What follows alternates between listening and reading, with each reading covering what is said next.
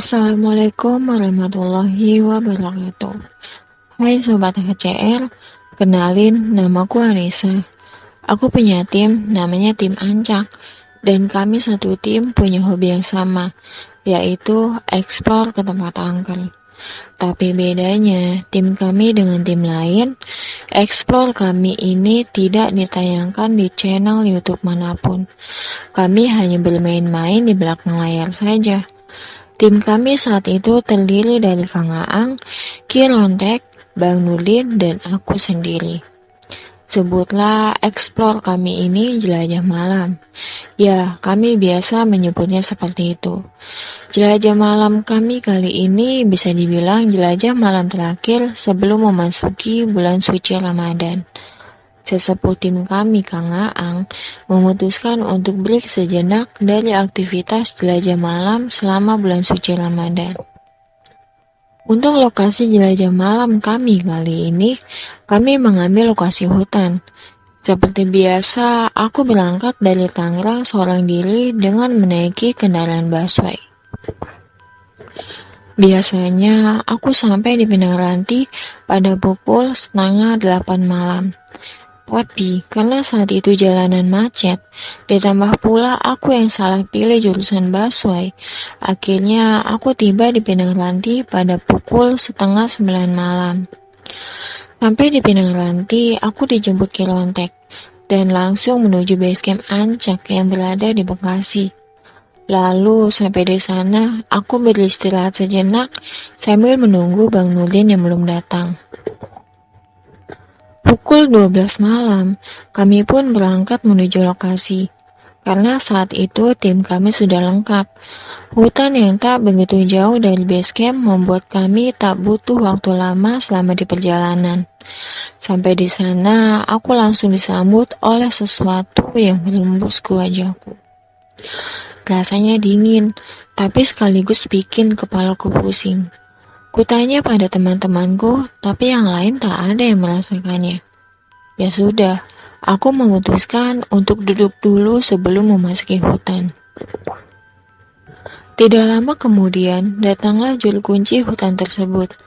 Sambil mengobrol, beliau berpesan kepada kami, kalau kami tidak boleh melewati gapura yang berada di tengah hutan. Karena gapura tersebut adalah perbatasan hutan yang akan kami singgahi dengan hutan larangan. Kenapa disebut hutan larangan? Karena menurut penutur sang juru kunci, hutan itu sangat jarang dimasuki orang. Hutan itu masih sangat asli dan lembab, jarang ada orang yang berani masuk ke dalam sana. Setelah mendapat wejangan dari sang juru kunci, kami pun berangkat menuju hutan. Ternyata di hutan itu sangat banyak sekali makam. Aku tak tahu makam siapa saja itu. Di pinggiran hutan juga terdapat makam, dan disitulah Kang Aang mulai bertawasul. Sedangkan aku, Kirontek, dan Bang Nurdin tetap melanjutkan perjalanan hingga ke dalam hutan. Yang aku herankan dari makam-makam di hutan itu adalah banyak sekali sesajen di atas makam. Dari mulai kendi air sampai makanan di atas nampan bambu. Apakah warga sana menyembah kuburan? Atau warga sana meminta sesuatu pada kuburan? Atau hanya tradisi semata? Entahlah, aku juga tak tahu dan tak mau tahu urusan mereka. Tapi satu yang menarik perhatianku. Di sana ada sebuah makam baru yang tanahnya masih basah dan masih dipenuhi oleh taburan bunga. Tapi uniknya, di makam itu diletakkan sebuah payung hitam yang berdiri tegak di kepala makam. Aku tak tahu sih ya, apa hal seperti itu juga ada di daerah lain. Tapi yang pasti, aku baru sekali ini melihat makam yang seperti itu. Makin masuk ke dalam hutan, bertemulah kami dengan gapura yang dikatakan juru kunci tadi. Gapura itu berwarna putih dan berada di tengah-tengah makam yang sudah tak terawat. Lalu, entah kenapa, seperti ada sesuatu yang mendorongku untuk mendekati gapura itu. Dan dengan langkah pelan, aku langsung mendekat ke arah sana. Tapi, Langkahku segera dicegah oleh Bang Nurdin dan Ki Lontek. Aku yang terlanjur penasaran dengan gapura itu sama sekali tidak menggubris larangan dua temanku. Sungguh, saat itu aku seperti dalam keadaan sadar tak sadar ketika aku menentang kedua teman yang amat aku hormati. Bahkan dengan gesitnya, aku berjalan meninggalkan mereka di tengah gelapnya malam. Akhirnya, karena takut terjadi apa-apa denganku, Ki Lontek pun menyusulku. Sedangkan Bang Nurdin melapor kepada Kang Aang bahwa aku telah melanggar apa yang dilarang oleh juru kunci tadi. Memasuki hutan larangan, jaringan handphone milikku dan Ki Lontek mendadak hilang. Aku pun menyalakan senter dari handphoneku dan terus berjalan dengan diiringi Ki Lontek di belakangku. Hingga sampailah kami di tempat yang di situ terdapat sebuah pohon besar yang sudah roboh. Ki Lontek yang sudah lelah mengajakku untuk beristirahat sejenak di situ. Namun, lagi-lagi kakiku seperti tak ingin berhenti, menyusuri jalan kecil di hutan itu. Kami pun berjalan semakin jauh ke dalam hutan larangan. Aku makin seperti orang linglung saat itu.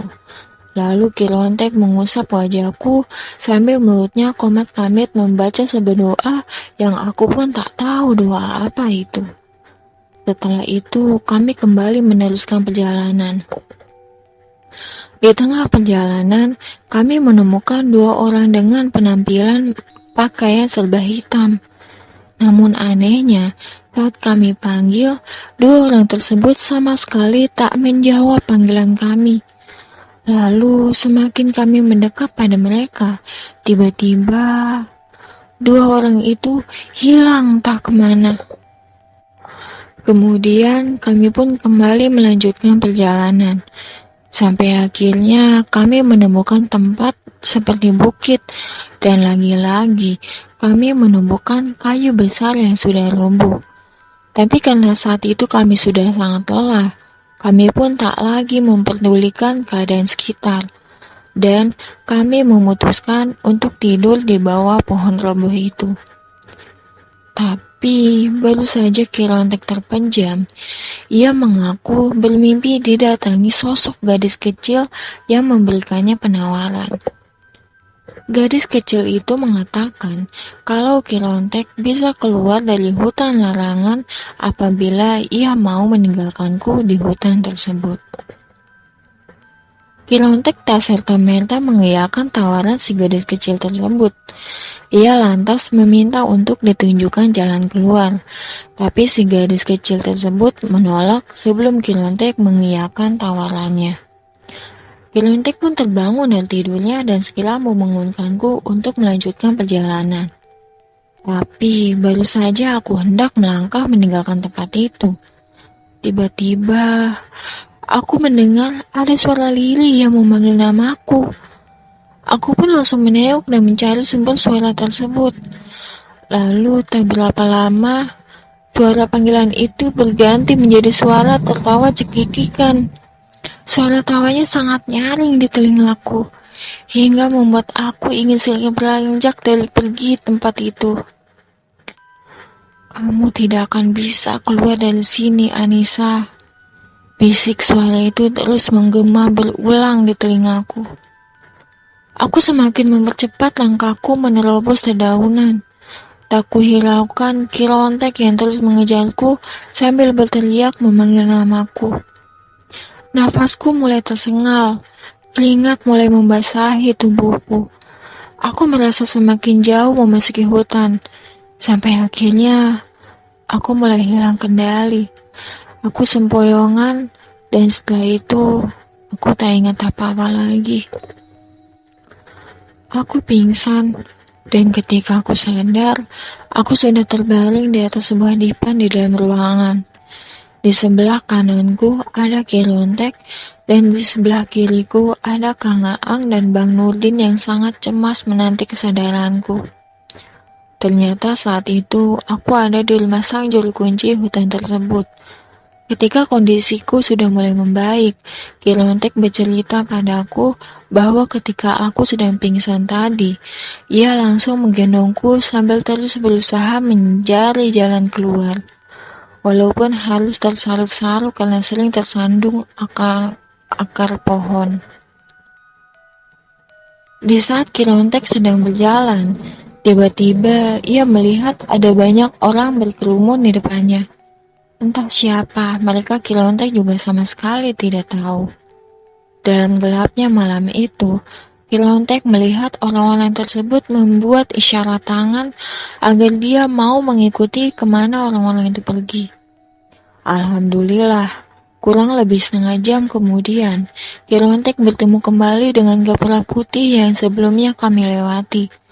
Dan nafas Kirontek semakin lega ketika ia bertemu dengan Kang Aang, Bang Nurdin, serta sang juru kunci di depan gapura tersebut. Rupanya dari tadi mereka telah mencari kami di dalam hutan, tapi mereka tak juga menemukan kami. Hingga akhirnya kami dipertemukan kembali karena ditolong orang tak dikenal. Kang Aang, Bang Nurdin, dan juru kunci kaget melihat aku yang tak sadar. Lalu sang juru kunci tersebut segera menyuruh Kirontek untuk membawaku ke rumahnya. Setelah itu, Kirontek refleks berbalik ke belakang. Tapi ia terkejut karena ia baru sadar suasana yang tadinya sangat ramai mendadak sepi. Orang-orang tadi tiba-tiba telah lenyap entah kemana. Padahal Kirontek belum sempat mengucapkan terima kasih kepada mereka. Setelah semua keadaan sudah membaik, aku pun sudah dinetralisir oleh Kang Aang. Tak lama kemudian, kami pun segera pamit pulang pada sang juru kunci hutan tersebut. Sekian cerita jelajah malamku kali ini dan terima kasih.